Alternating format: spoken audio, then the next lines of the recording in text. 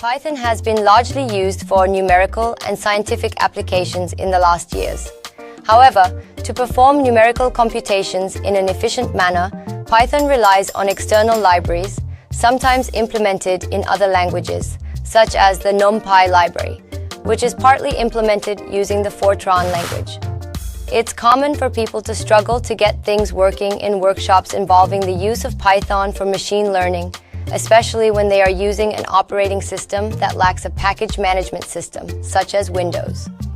Today, we are going to discuss details for setting up a Python environment for numerical computations on a Windows operating system.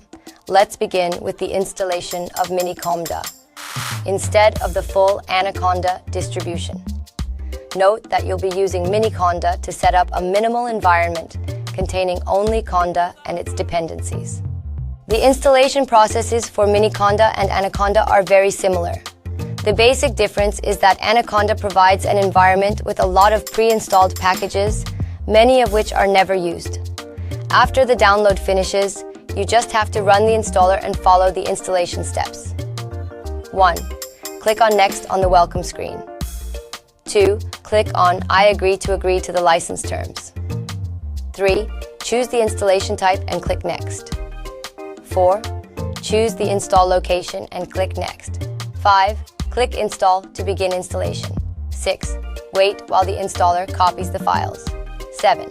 When the installation completes, click on Next. 8. Click on Finish to finish the installation and close the installer.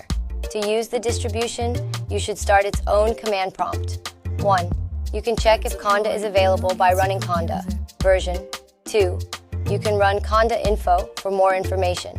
Please subscribe.